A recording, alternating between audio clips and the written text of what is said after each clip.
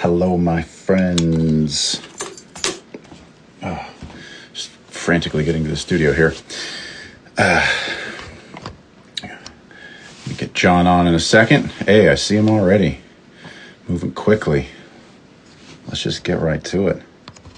Well, let's tell people that next week, a week from today, in the evening, we are going to have a sort of test run of a Live with Matt Rad event. It's not going to involve any people from the public, which I know some people were hoping for, but we're going to kind of test it out. We're going to get some of the guests that we've had on here together at your place, and we're going to do a live stream. I think we will probably do it on the YouTube channel, but we're going to give more details. The plan now is to have you and I, Tizio, Baines, Kean, and Matt Beckley sit down for an hour, maybe 90 minutes at your spot at 7 p.m. a week from today. So I should probably have brought up the actual date, but whatever that is, 1 week from today, that'd be the 22nd. We're so disorganized. Yeah, just everything's just chaos right now. I'm also about to leave LA in 2 weeks. But next week, next Tuesday on the 22nd at 7 p.m. LA time, we're going to do a live stream conversation with you, me, Baines, Tizio, Kean, and Matt Beckley. Going to hang out for an hour or so and chat and do it on the YouTube, take some questions, catch up, have a little like retrospective about the last year or two of these streams, talk about kind of whatever we feel. And then we're going to hang out and have dinner after and not stream that part. But yeah, so we're gonna get that all together. So excuse me.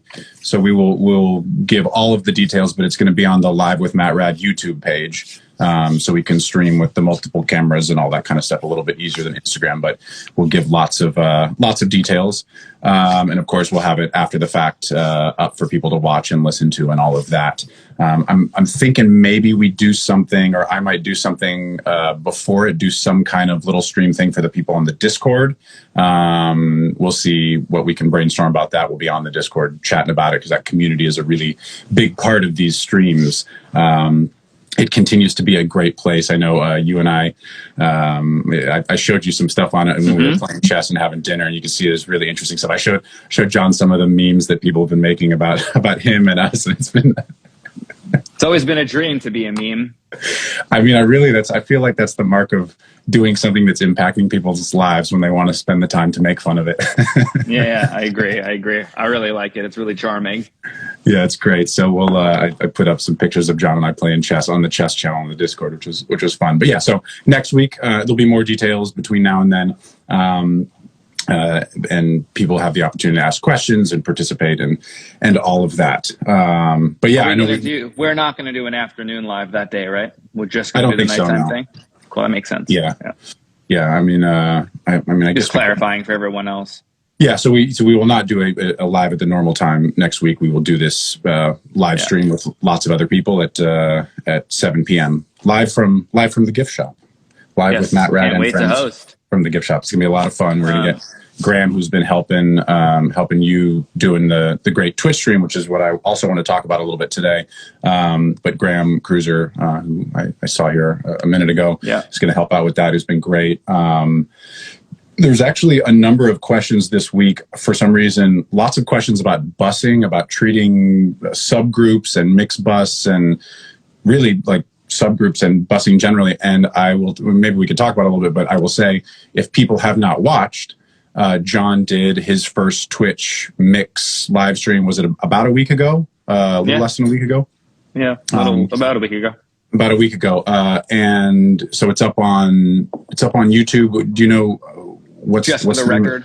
Just for the record, YouTube. And you did a few hours, and I poked in a few times, and you had a great audience, and it was really informative. So people asking questions about how John mixes, you can actually watch an entire mix and have him and listen to him talk about it. It was super, super useful, I think, for people, and interesting for me. It was super interesting because there was actually quite a few errors that I made. So you can watch a professional, quote unquote, fuck up a lot.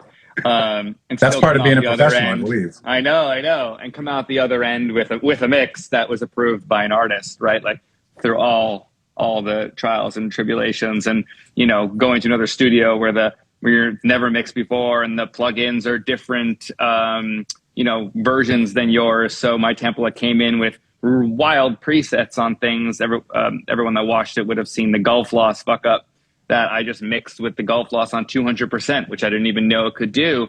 But then I was boxed into that by the end. I had to leave it there because I've been working into that the whole time. And it was just a weird handicap that it was probably a big fuck up. But I thought it was funny that people thought that I was like somewhat sponsored by Gulf loss. And that was a really funny comedic way to relieve my stress about that decision making in the room. Like, what do I do now that I know this is on there? Because honestly, it was really messing up with my head. Once I noticed it, I was like, wait, should I just start over again? But then it kind of just sounded tight. I was like, okay, well, I made the decisions with that on it. That's how I'm going with this mix. Like, I'm not going to do that on any other mix. It's not like a new secret that I'm going to use.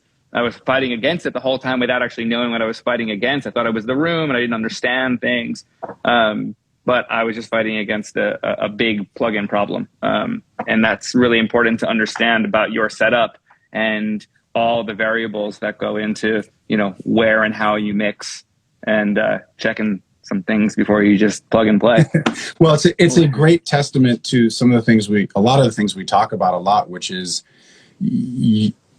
there's a lot of spontaneity that happens and working on instinct. When those things combine, interesting stuff happens. I remember talking to Baines about the song "Real" that's Umfunk and Young Thug. And the Umfunk vocal is like one of my favorite sounding vocals. I think it's off Slime Language too. It wasn't off Punk. It was the album before. My favorite song off that album. One of the best songs I've heard. Great mix, great sound. And I was asking about that vocal sound, and he said that vocal sound was a nightmare because when the vocal was tracked, for some reason in the studio, accidentally, it was routed through 2 preamps in series. And that made the vocal distorted in this weird way. And he had to spend all this time working through it because that was the vocal they had. And it ended up having this amazing, unique sound because it's, again, as we always talk about, it's not actually about the tools. It's about what you do with them, the instincts that you have, the experience you have, and how to work through things that are imperfect. And just interesting things happen. I mean, I actually love, I set myself up as a producer and a songwriter to constantly make mistakes. I was going to say, it sounds weird to say it out loud, but like I'm constantly trying to put things in that don't make sense because interesting stuff happens. And, it's a testament to you as a mixer. It's like, hey, this plugin was on, this thing wasn't what I expected. And you worked through it and came up with a great mix. And you wouldn't have had that mix otherwise without that. Yeah. And I like how it sounds. Kid Cutler kind of put it perfectly. He's like, well, it was cool watching you work off instinct instead of what you do every time, in quotes. Like, I don't do a lot of things every time. I definitely have similar go-to moves for certain reasons, but it's never exactly the same every time. It can't be. And that just shows that I guess I am a mix engineer at heart, and I can hear. And that's kind of what I kind of wanted to talk about, the spatial audio thing a little bit, because I've been experiencing kind of a similar set of understanding my instincts and my practice for, over a decade of doing this at this point. And, I was feeling really comfy. I can't necessarily talk about the project that I was working on because it's unreleased, but it's very, very good music done with very, very good producers, and a rock star mixer mixed the stereo. And, Mike Miller and I are doing the Atmos. And it was weird to me that the stereo mixes were so loud and flat sounding. And then when we were using the stems by the same mixer without the mix bus processing on, the stems sounded incredible, and I was really, really inspired by them. But the roughs were like, must have been, we could talk about the question of bus processing and mix bus processing and grouping and all of that. This must be like a 90% heavy-handed mix perspective or technique where mastering stems sound, and mastering too, exactly. But the stems themselves sounded so good and musical and rhythmic and flowing and feeling the groove of all the programming or the live playing on the drums, the guitars, it's just dynamic. And you hear the master, and all that's gone. It's confusing my brain. So in Atmos, you have guidelines. You have to deliver the mix at no louder than a -18, LUFS. And in stereo, there are no restrictions. So, the loudness war exists for however long it's existed.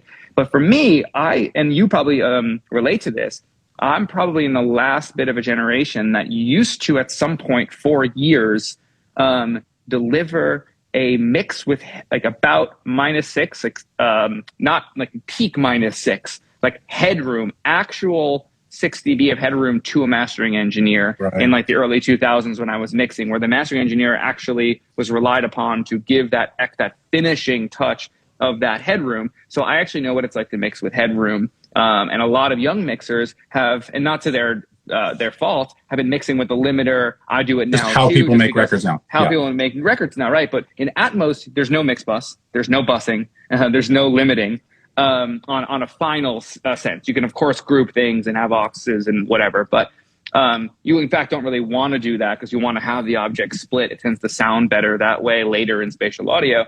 So I mean, one day I'd love to show a live of mixing in Atmos too, because that's a bit more fully instinctual on how one used to mix before having these kind of limitations of, well, we have to have it this loud, so therefore I have to mix with this on it, which I also like because it's another bit of the puzzle that's like, well, how do you make things feel dynamic and that loud? And that's cool too, but the instincts come from having headroom and then finding ways to maintain dynamics. And I'm finding a real home in mixing spatial audio because of that true mixing instinct that I've had for so long. That's an interesting thing. I haven't done any Atmos stuff yet. It's an interesting thing you say that I realized I never really thought about this before, but I find mixing to be almost, because so much of my process is producing and writing, mixing is like this process at the end. I mean, I occasionally get hired to mix things, but I'm mostly producing and writing and then often mixing my own productions.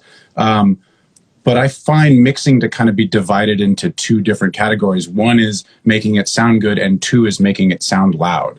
And then the first part is always fun and interesting and creative, and the second part is always annoying as fuck. And like, how do I make this thing that I love the way it sounds? It sounds dynamic. But now when I press play on it at the beginning, the intro has to be loud enough so it doesn't sound like there's a crazy drop in volume from a previous song. And some of that is because I'm not mixing all the time, so I don't have everything set exactly the same way, and sessions coming up and immediately being limited and whatnot. But I always find that process frustrating. It would be nice if things can continue to move toward more dynamic and less loudness, but I don't know, it's a larger conversation, but I never really thought about that. I think about the loudness aspect of my mixes as this like, okay, I'm making it sound good, but now it's got to be loud. I mean, I don't even know if that's the right way to think about it, especially because I don't think that's right at all. I think at this point they are not two separate phases of the process. They have to be ingrained, or else it's not going to translate to loud. Because the minute you get something dynamic, it feels good, and you try to broad stroke make it loud, you ruin all the placement of every groove element and every harmonic element. I should say part of that is because I'm mixing as I'm producing, but I'm not worrying about loudness at all when I'm in the production mode. You shouldn't be. Yeah. You shouldn't be, but if I were to have a say in this, I would recommend that producers produce with more dynamics and just have a louder monitor control setup, so their speaker level can go louder, so they don't think they have to make something louder, right? Like in Atmos, you just turn, sometimes, I actually do mix a little too loud because I'm just used to stereo. So I'll be at maybe -15 and Mike will laugh at me and we'll have to lower everything 3 dB. But when you're not mixing with a mix bus and you lower everything 3 dB, it sounds exactly the same. Right.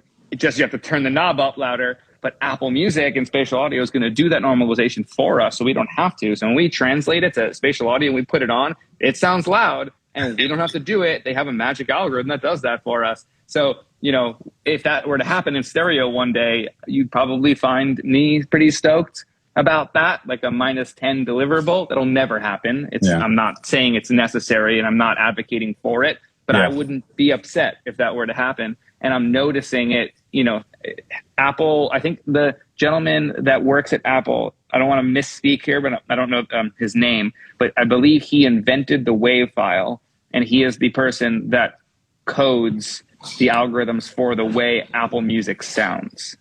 So this is someone that really understands what a wave file has sounded like in the past. And Apple Music sounds quite good comparatively to Spotify. It's not full res. Well, I guess the lossless is now at this point, and that's new. And I know that they've been working on that for quite a bit.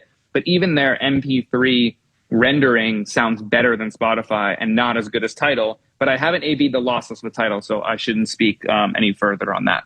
But that person is in charge of the way this is sounding. And we've been listening to wave files for quite a long bit of time.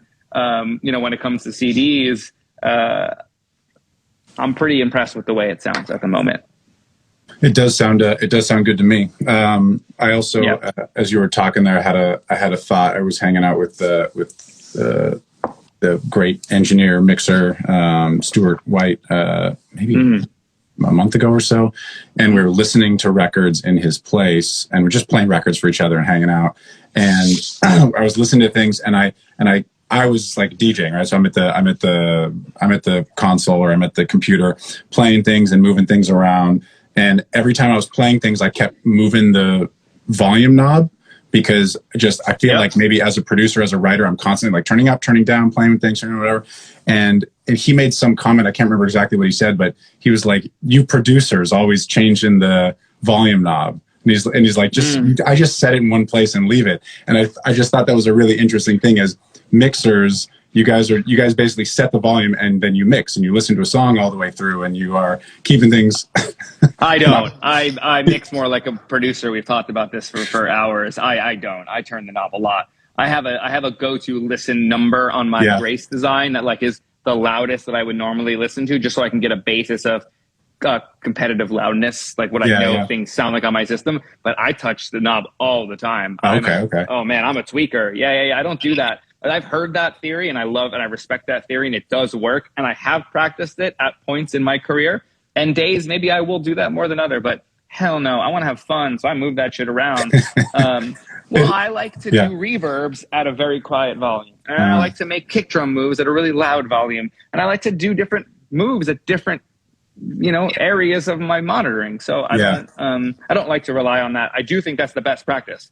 So I do think people should attempt that. If you're a serious mixer, attempt that and understand what that is. I think I've done it for enough time where I know my zones that seem to translate. So I do think it's worth doing. So I definitely respect and agree completely with Stuart on that. I just think that, by the way, I have construction happening in my loft. We're hanging a lamp over my stairway. So if there's screwing, just my bad for today. But I wanted to get it done. So I wanted to go back to, because I think it's any takeaway from that live, and me and my, I'm understanding this about myself too, because I've never done that before. I've never really mixed with like an audience. I have people and mentors in the room or friends, but that's a different thing than I was really trying to give back and do something and communicate a philosophy behind mixing.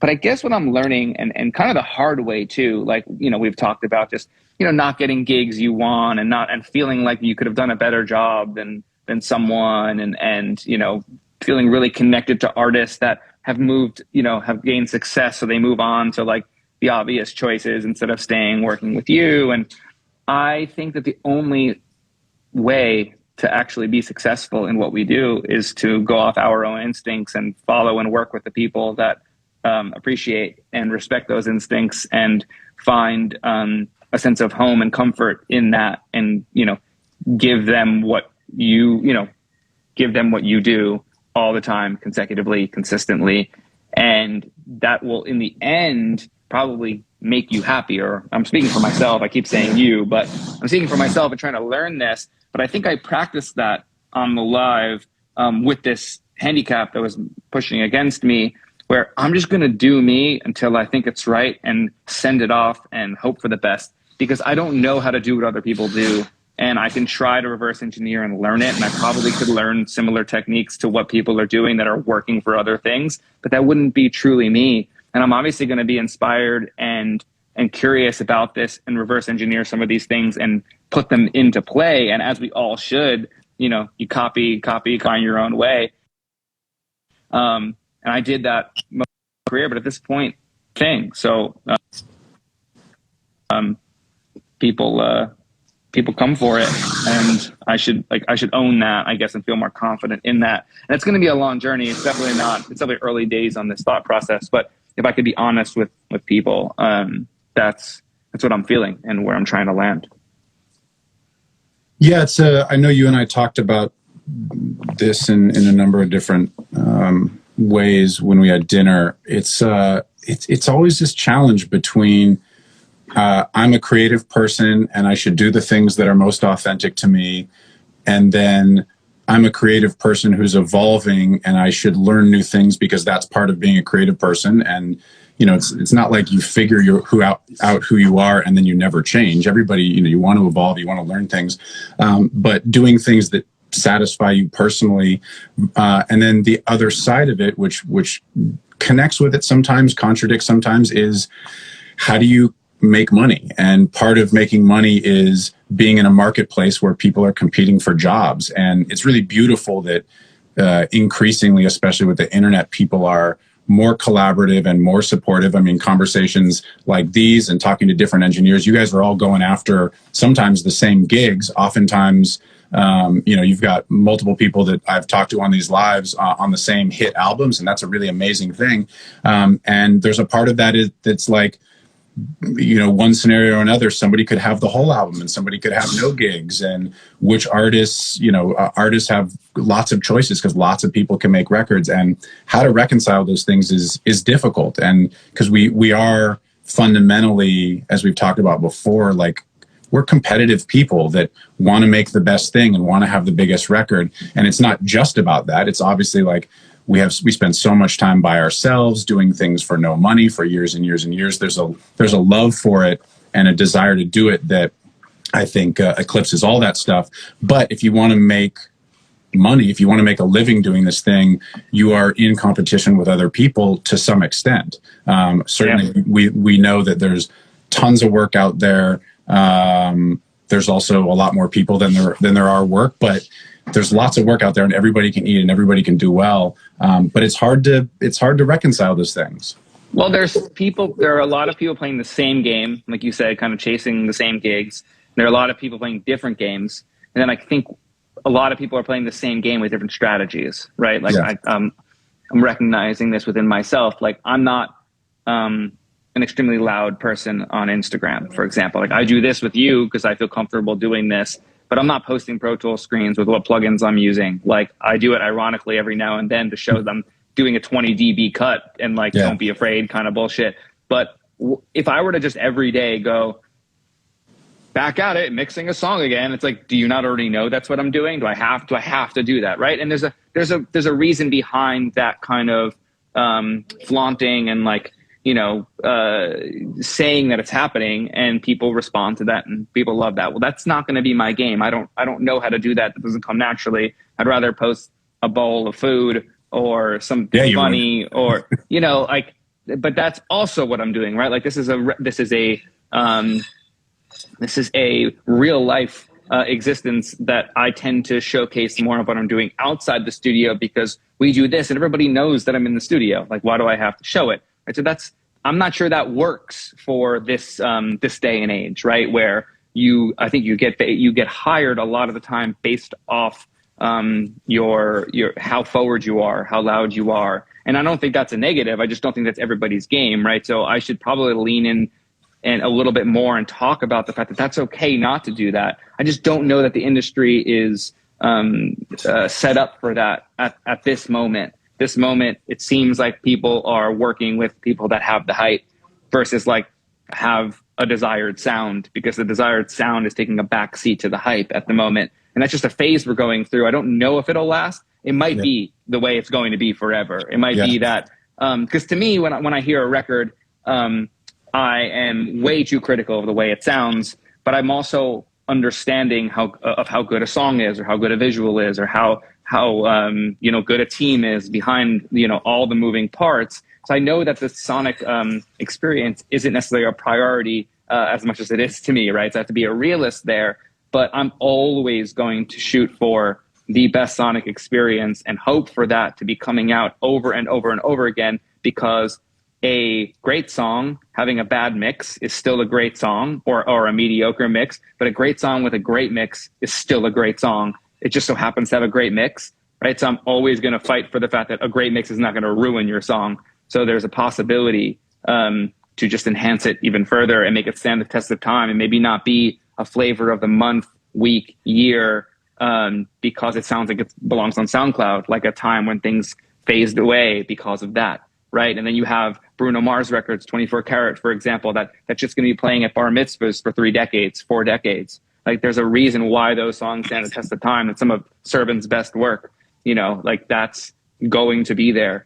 So I think I should, especially if I'm learning how to lean in more to the responsibility of, like, well, we're openly discussing these things. So probably should take, a little bit of ownership of the responsibility and find, like, kind of, I guess, what game I'm playing, because I'm still working it out. I don't actually know. That's why we talked about it a little bit at dinner. I talked about it a little bit with Spider and Rory and Michael last night. And I don't know where I fit, because I feel like I'm playing the same game as a lot of people with just a completely different strategy, which is just let the work speak for itself. And it doesn't seem to be enough.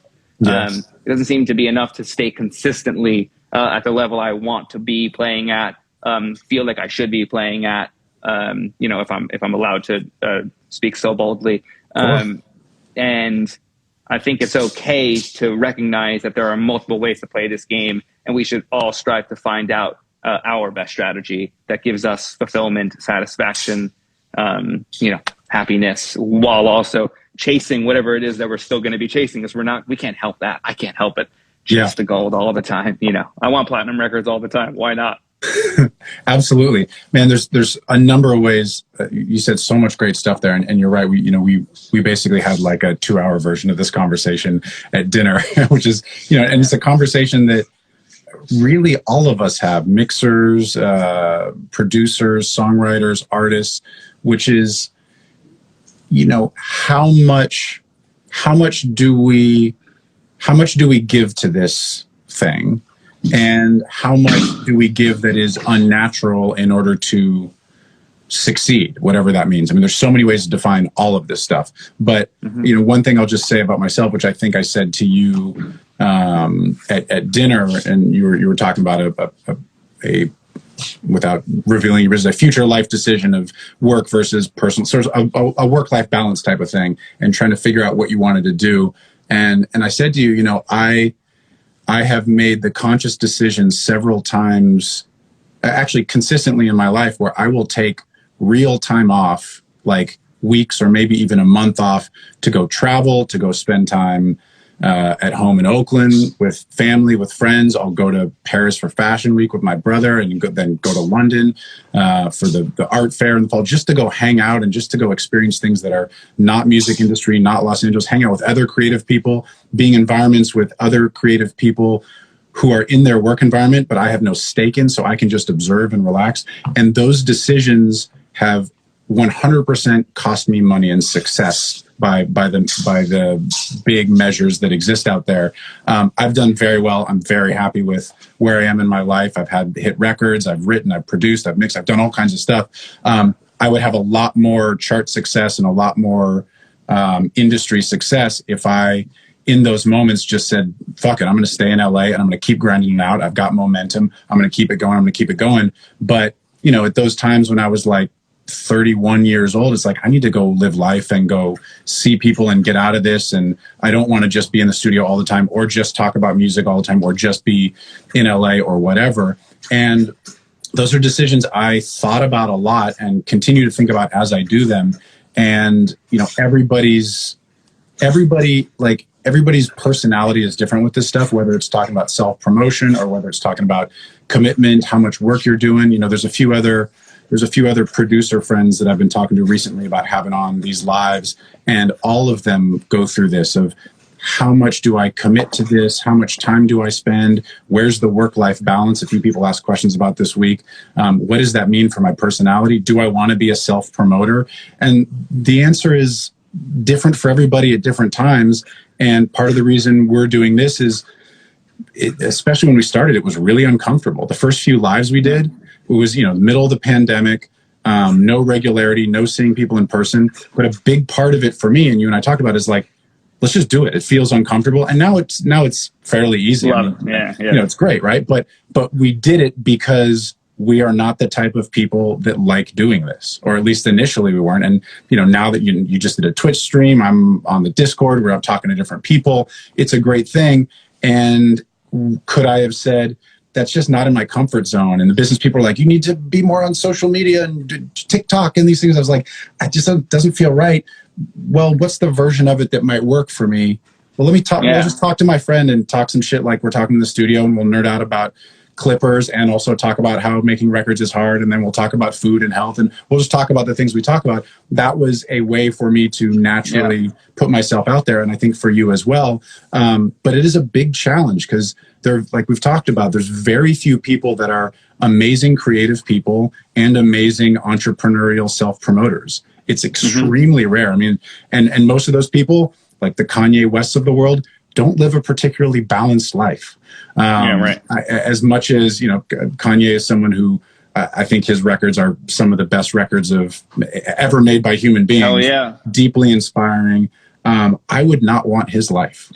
Boy, would I not want his life. And so it's important for people to look at the opportunities that are presented to them and think about what kind of life you want to live, what kind of person you want to be. Doesn't mean, again, you shouldn't try to get out there and push things. And what's your version of self-promotion? And how do you keep in touch? How do you hit up artists and say, hey, I love what you do, I'd love to work with you, without feeling like a slimy guy who's hustling all the time? Because the reality is, that's part of the gig too. I was talking to another producer friend of mine last week who I suggested maybe he come on one of the lives, and he was like, I'm too shy. It's not really for me. Maybe it'll turn around at some point. But he was saying, I'm so bad at self-promotion. Like I'm not really on the internet. I'm not doing this. And he reached out to one band at one point and said, I'm a really big fan. I think I could produce a great record for you guys. He said it was super out of character for him. And they hit him back and said, we've been trying to find you. You make our favorite records. It's like the perfect example of, it's worth figuring out what it is that you can do to self-promote. I mean, one of the things when people DM me a lot and send me things to listen to, I don't have a lot of time to listen to things right now, so I apologize to people. But when I see someone who sends me a pack of beats and then I look on their Instagram and there's no posts and there's no links to anything, I'm like, I'm not going to be the one that's going to change your career. You got to go put a million things out there. Put out music now. I mean, as a producer, as a songwriter, whatever, those are the things, that self-promotion. That it's not so much that you need to be a shameless self-promoter. It's that everybody has the tools for free with social media and the internet generally to access and promote. And you should figure out what it is that feels, even if it's not completely natural, at least authentic, even if it's uncomfortable, ways to do that, because that's the way things are now. Yeah, that's a long way. Very uncomfortable. No, it's a very uncomfortable. Like even when I did the Twitch, and one of the first questions, I was just getting started, and in the room, Andrew Luce behind me, who's a fantastic producer. I'm just such a big fan of him, and he's just like, before you go any deeper, like, what are you hearing right now? You know, like, oh shit. Do I have to know the answer to that right now? Like, do I have to answer this, right? And like, it made me genuinely nervous because when I'm mixing alone, that's inherent. I'm figuring it out as I'm going, right? I push things around and I try to let the mix take shape. I've heard the song, I understand the song. A lot of times I actually know the intention, like 9.9 out of 10 times. I feel like my strong suit is really understanding intention in a producer and an artist. And I'm just like, do I have to know the answer right away? Like, how do I say something? Like, so my point of bringing that up is like, I don't, you know, I'm sure a lot of people relate to this. Like the self-promotion thing, you're promoting value. You're promoting like a known self-value that you have as an offering to people. I walk the earth as if I have nothing to offer anybody, but I'm sure I do, meaning I get feedback from people that they're liking what's happening. I get hired for mixes. So I must inherently have some value as a mix engineer, as a human being that people like to be around. I must have some of it, but that is not something that I recognize in myself and can point to. So when someone asks me a simple question like, why are you doing this? My first thought internally is, I have no fucking idea. Like, do I really have to know why? Because I know most of the time, I'm, again, back to earlier in the conversation, I'm an instinctual mixer. So I don't know why I'm doing things. I'm just like, this is how I hear music. I'm going to try to make it sound like how I hear it and how it feels to me, right? So the best compliment I get on a mix is how it feels. I don't really care how it sounds. By default, I'm going to make things sound good because my ears are way too particular, and it's going to sound somewhat good, right? It's going to sound good. Will it sound right for every artist? Don't know. Don't really care. Hope for the best every time. But no one's going to be like, that sounds like shit. It's just like, that's not where I and a lot of my peers are at. So it's about who makes things feel good. And you can't describe feeling. You can't describe it. So therefore, someone asks what you're feeling, I'm like, this song feels incomplete to me. It feels non-full spectrum yet sonically. It doesn't convey the emotion of the lyric. Like, helpful. Like, it's so subjective. So I then feel that I have nothing to offer. So what am I promoting if what I'm promoting is just my instinct? And you can't showcase an instinct. You can just showcase a Pro Tools screen with a plugin on that maybe y'all have never seen or you have seen. And that doesn't sound exciting to me. So that's, I think, the conundrum inside of myself, which is I don't necessarily know what I would even promote about myself that I have to even offer.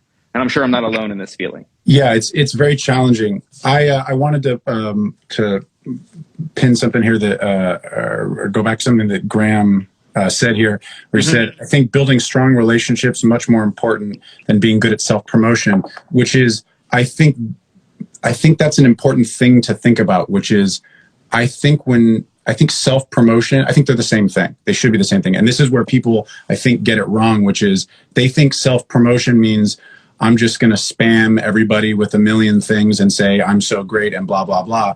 But self-promotion, I sent you a mix of the first single from this artist I'm working with, Georgia Twin, just to get your ears on it.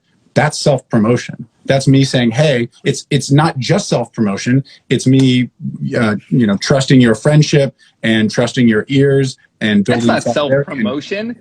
You sending me a mix to a friend that, for years to get ears on is self-promotion. Like I'm thinking to myself, whoa, like that song is so cool. And I now think of you any differently in how I'm like, no, I don't think so. No. That's self-promotion. I disagree with it. This is the first time you said something to me where you said it sounds great. You actually, it is not that I've never given you the opportunity before, but I'm saying I just want to get out of the idea that like self-promotion. I already trust that you're great. I know. But let me finish the thought. Which is that the reciprocity of here's what I'm working on. Just saying, here's what I'm working on is a form of self-promotion. We think of self-promotion as this like marketing, advertising, bad thing. But I'm saying it in the general sense, which is share and as I was saying, Graham is totally right that, I can't remember the words used, but personal relationships, building close relationships is absolutely correct. And one of the ways you do that is share the things that you're doing. That is saying, hey, here's a thing I'm excited about. That's a really valid and beautiful thing. You guys are all right about it. He's right about it. You're right about it. But I could have not sent that to you. I was going to send it off to Master, but I was like, I want to get John's ears on it. I also want to show you, John, one of the best mixers in the world. Hey, here's one of my mixes. I also want you to like it. I want it to be better. I mean, all these things are together. So being able to share the work that you're doing is self-promotion, but it's not in a bad way. It's just saying, hey, here I'm doing things. I mean, I have friends and have had friends for years. I'm sure you do as well. Friends from when I was a teenager that would talk about making things all the time, but never really make them and put them out. And it always breaks my heart because you need to put your work out there, even if it's just to your friends, even if it's just like you got to make things and put them out in the world. It doesn't mean you have to go Gary Vee style and make 9 pieces of content for your TikTok every 3 minutes, but it does mean make things and share them. And even if it's with a small group of people, that is promotion. That is saying, hey, I'm making things and I'm proud of them and I'd like you guys to listen. That's a really beautiful thing. Self-promotion does not necessarily mean this sort of like modern internet spam the world type of thing. It can absolutely mean, hey, I'm really proud of this thing, friend of mine. Can you just tell me what you think, or can you take a listen? I think those things are really important. And I think people get hung up on the idea of, I'm not a social person. I don't want to go talk to the camera. I don't want to do this other stuff. When the reality is there's lots of ways to get your work out there. And absolutely, Graham's absolutely right. Strong relationships with your peers. It's the advice we always give. It's like, make great records with the people around you. But if you're not making music and sharing it with the people around you, you're not going to build that community. So that, I don't know. I think it's an important thing for people to think about. People get scared by the idea of self-promotion, or like, I need to go make a piece of content. I agree with you. I mean, posting work on Instagram, or, doing a live Twitch on a song that is going to come out with, choosing X level of artist and, showcasing what you can do. I believe self-promotion. That's what that is to me. You sending something to me as a friend, I still don't think is self-promotion. When you're sending it directly to me for a purpose of a feedback, I don't know. I'm kind of getting hung up on like what promotion, like the outward sense of what promotion used to be, like the promotion wing of a record label, like the marketing, all of that feels like self-promotion to me, like buying ads, and that feels different. And like almost portraying, you portray only the positive sides of things. Like everything is what it is, the best version, the coddled version, the curated version feels like self-promotion, right? Yeah. You genuinely saying like, I hope Jon likes this, or when I send a link to Mike Miller to check out a mix I'm working on his system, that I hope he likes it. I'm not, that doesn't feel like self-promotion. That feels like insecurity. That feels like, I'm not feeling this right now. I sent it to Dal, like asking for notes. If those are the same thing, then I'm not. I think it's I'm trying to make a wider definition so people don't get hung up on it. You can promote yourself. Yeah. Self-love. Like you saying I'm proud of something and putting out in the world is a really beautiful thing. So I just don't want people to get hung up on the idea, as you say, you're hung up on it, that it's like, it has to be this like marketing calculated thing. Just putting your work out into the world in whatever capacity you can do it is a positive thing. And as people are saying in the chat there, like, and Mike's saying there in the chat as well, like relationships in this industry and friendships and so much of that is based on a mutual love for each other's work and sharing things. I think it's a really beautiful thing that people underrate. There's a quote in the first part of the Genius. A great doc, by the way. Everybody should watch it. Yeah, fantastic. Only one part in, but it was fucking fantastic. But there's a Kanye doc mom. Yeah, so there's a scene when he's visiting Donda, and they're in her house, and she's talking about his arrogance and like how you need to have some confidence as an artist because you gotta have that energy put into the room, obviously, but you have to also maintain how humble you can be. And she had a quote that's still sticking with me, and I'm not one of those people that remember quotes too much. And it was even when a giant looks in the mirror, they see nothing. Yeah. And that like hit me so hard because it's how my life has felt my whole like forever. Where I look in the mirror, I'm happy. Like I'm not like, oh, my nose is fucking big or something. Like I don't care about those like superficial things. I'm just like I don't really see anything, right? So I don't see anything that's like transcendent or special or really. Or even high valued, but I know I'm nice. I know I'm, fun to be around. Like I can like live happily. I'm not a nihilist. Like I believe that I'm offering, things to the world and trying to be a good person and give back. I like to work on good art. I think I'm talented. Like you can recognize these things about yourself, but what do you then choose to promote? Well, you choose to promote your work. That's like, that makes sense to me. But how do you promote your work when you are so your work? You're so part of it. You're so in attached to it. Like there's no way for me to take a step back and say like, I didn't put myself into this thing. And that might not be for everybody. So I don't necessarily know how to promote what is not understood to self. And if everyone understands themselves at like the deepest level and that's what they're promoting, that's amazing. That sounds really hard to believe that's possible. The challenge is being able to do it while not having complete confidence in it at all times. Like you gotta sort of like tell yourself a story that this has value, even though it's risky and uncomfortable. That's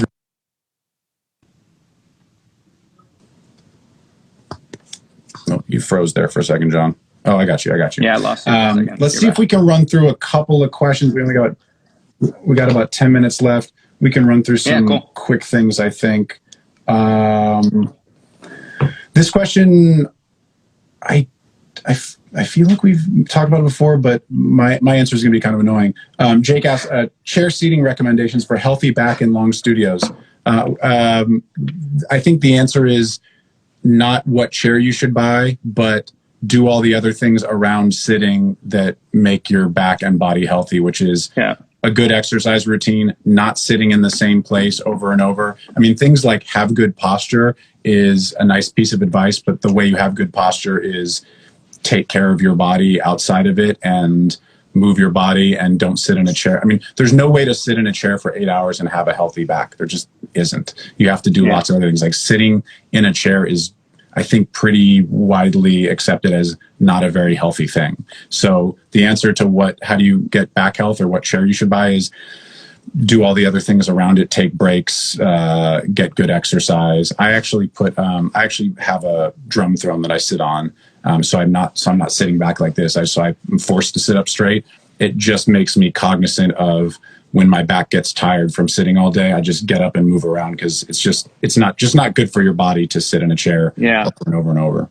So I don't know if you have any thoughts on that, but yeah, Mike Miller can put into the chat the exact name of it because or Graham, I totally forgot. We all just ordered the newest Herman Miller chair because those Aeron chairs just don't look cool. And they're like the high profile studio chairs that the back is super high, but they just released a really cool looking one that's super low profile. I think it's called the Axon or, Mike, just write it in there. You're typing about the chair. Cosm. Yeah, the Cosm chair. I actually just ordered that because I was at the Twitch thing at, Just for the Record, and I sat in it, and I have a broken back since, for the last, this, but like my low back has been gone forever. So I'm in physical therapy and I work on it, and I have constant, very low grade back pain. And this is the chair that when I sat into that 4 hours with almost no breaks, I didn't feel anything. And I've never wanted to buy any fancy studio chairs because they look all businessy to me, and I thought aesthetics is more important. But this one looks pretty nice, and I invested in it. It's 8 weeks back ordered, so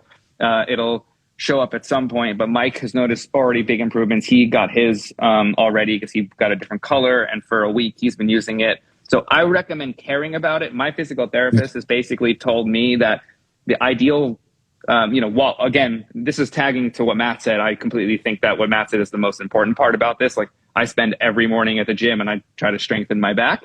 So, because I don't want to be a hunchback when I'm 70. And that is definitely like in my possibility because of how my spine is shaped at this point. But you're supposed to have your hips above your knees for proper sitting posture, right? So when I think about my car, my Tesla has bucket seats. My hips are way below. So you theoretically I should have a towel lifting me up. I wish like Herman Miller could design a Tesla like seat, or like car seats, and have this happen, because that's what happens in this chair. Your lower back and your hip is thrusted above your knee height, and that is putting your spine into its right extension place. Now for Matt, if Matt is sitting up on a drum throne, that's naturally going to happen as well. I used to have a yoga ball that I would sit on and do the same thing. That just got really exhausting because you're constantly working your core the entire time you're mixing, and then you start focusing on the wrong things. So I don't think that's ideal, and the height to the desk wasn't quite right. But if you can be mindful of your hips being above your knees, you're in a good place. And there are ways to do that. But in order to do that, you have to strengthen your core. So the first thing to do is to exercise. Yeah, the reality is you're either going to support your back through a proper position where, you're just, very few people are fit enough to sit for 8 hours with their back and core being supported by their musculature. And the other option is you have it supported by some piece of equipment, and then you're not utilizing it, and then your shit gets weaker and it's out of position. So there's a trade-off no matter what. The best advice I can give, and we'll check out those chairs as well. The best advice I can give is don't sit for too long, get good exercise, strengthen your body. And 90 minutes at max at a time. That's the best thing. Justin asked a question which I don't think we've got before, which is, what song, production, or mix made you realize your work is competitive to your favorite songs? Do you remember the first thing? I very vividly remember the first thing I made where I was like, I think I can do this, or like, this sounds like, this makes me feel like the things that I'll just say mine. This band Street to Nowhere that I was sort of a part of. It was my friend Dave Smallman I went to high school with. And we recorded this song in my parents' basement and maybe somebody's house at one point. And when I put the song together, there's a moment, there's like a drum fill going into the last chorus, and then the compression, everything hits on the chorus, and there's a big harmony. And the first time I put it all together, the first time I put it together, like I got chills, and I was like, oh, I made this. What the fuck's happening? This is amazing. And I think I was 19 or 20. I think I recorded my first thing really when I was like 11 or 12.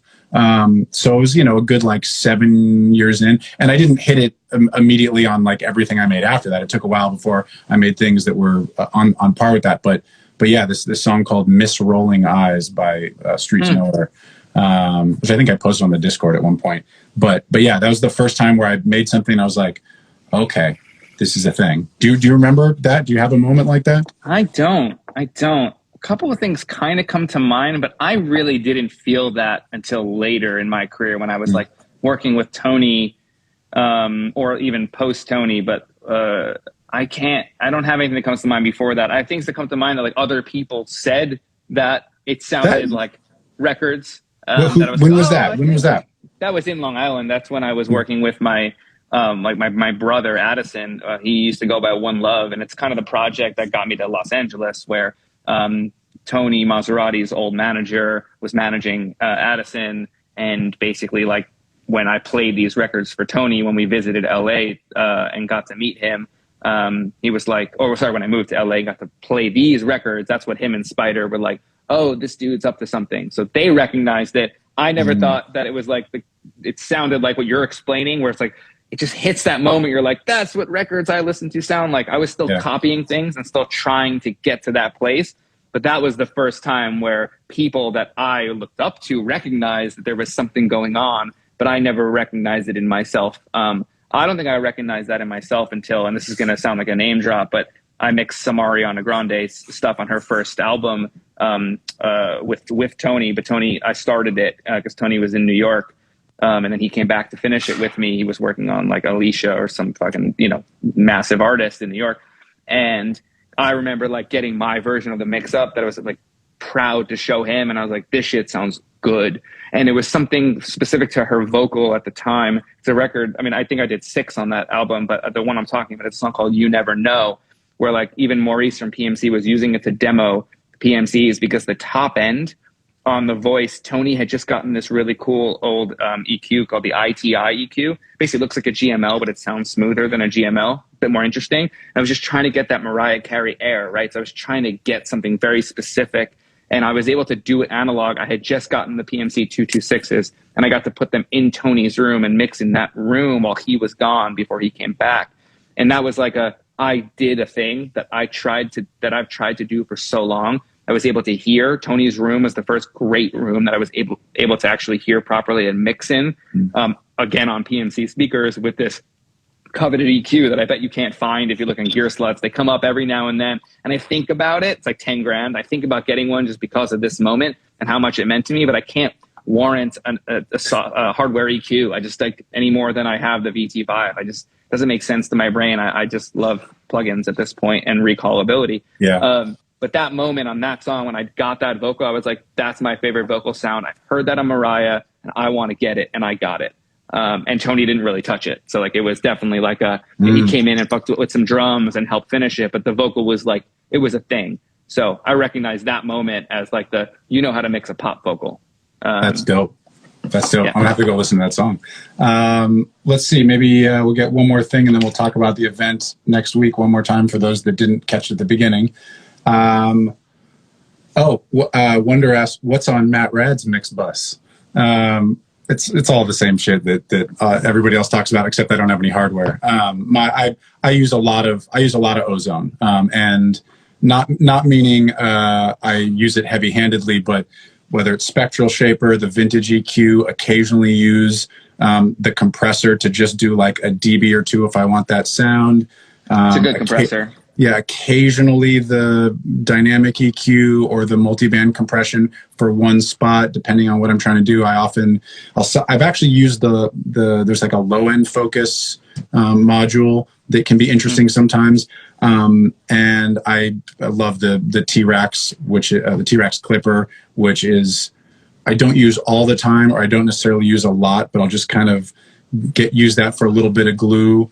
And then sometimes Pro L2 just for a couple of dB of limiting at the end. But it's a lot of ozone, and it changes based on the record, what needs to happen.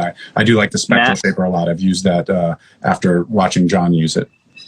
Matt uses the loud bass master preset in ozone only, and that's where it begins and ends. That's not true. I use our bass. I just put our bass on the mix bus.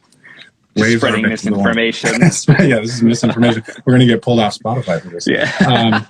Okay, well, we'll say again next week, next Friday night, 7 o'clock LA time.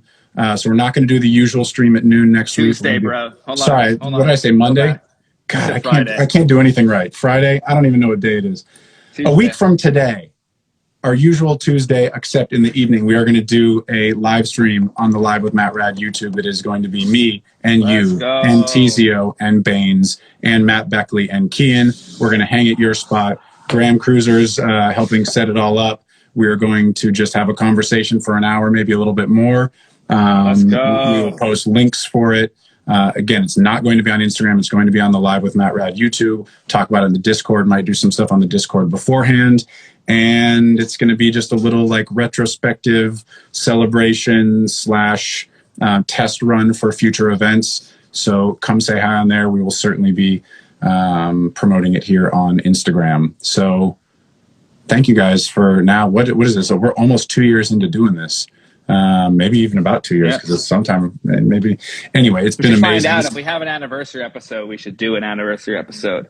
We should do that. This is the 86th one of these that I've done. You and I have done about 75 of them. So anyway, looking forward to next week. We will give people more information. Jon, always good to see your face. Love you very much. You too. Love you. See you soon. Bye. Bye, guys.